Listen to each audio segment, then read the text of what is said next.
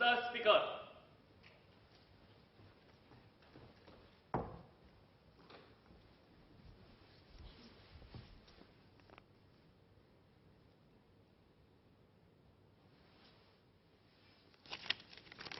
Order.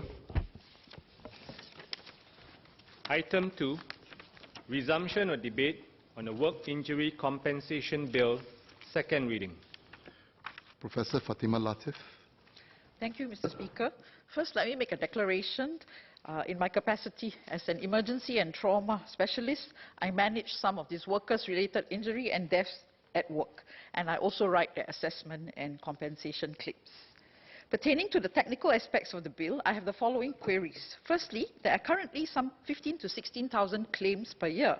What is the trend that we are seeing over the last few years? This is a reflection of our workplace safety. Also, how does it compare with other cities with relatively similar industrial and size makeup as Singapore? Secondly, the salary cap for coverage will be increased from 2,100 from April 2020 and then 2,600 from April 2021. Can we not just do this in one step? The sooner the better, I feel. For such an important issue whereby lives and limbs can be at stake, the faster the better. Anyway, the WIC premiums incremental cost is at 0.015, the annual total labor cost. Can the Minister explain this in a bit more detail and how the decision was reached to do this in two steps rather than just one step? Thirdly, there may be cases where the salary records are missing or unavailable.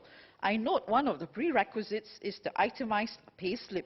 How can we reconcile and improve this, as it seems a fundamental and a basic requirement for employers?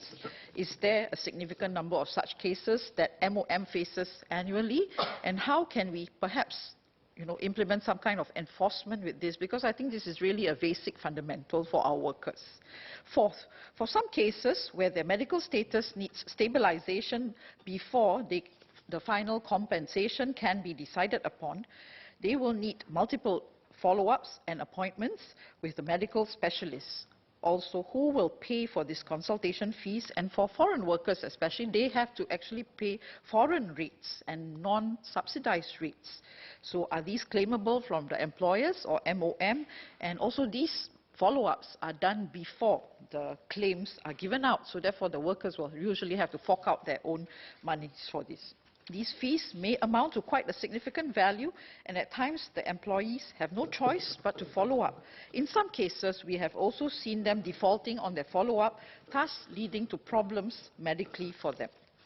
Can the Minister also share with us on the claims for dental procedures and dental cases that are related to injuries? Are employees only able to attend government or public dental services, or can a private dental specialist care also be recognized as well, as dental injuries are probably less common than just medically related ones? One other area which is still rather nebulous in the area of is the area of mental incapacitation resulting from a work-related issue. I think one of our colleagues, Mr. Arasu, brought this up earlier, and I support his call for some considerations in this area. Proving this may be more challenging, and therefore, has there been any examples of such cases, if the Minister can share with us? And also moving forwards, how can perhaps we give these cases some kind of consideration? Next, claims from workers can be reported by the workers, the employers, or the medical practitioners. The Singapore Medical Association takes serious disciplinary action against doctors for non-reporting or even insufficient medical leave and assessment, which is not done appropriately in relation to injuries. In this light, perhaps can MOM work with MOH on a framework or a guideline so as to assist and advise medical practitioners on some kind of algorithmic process so that there is actually some kind of a loose framework they can refer to? Also, how frequently does MOM review the claims compensation amount, and how is the AMF derived? That would be good for us to understand as well. And finally, on claims processing time, I hope that this can be hastened as well, as on and off I still see workers requesting for help on follow-up, and this is already amounting to probably sometimes 2 years or more after the initial injury. So therefore, perhaps some expedition in this area will be useful. In all, I support the bill. Thank you.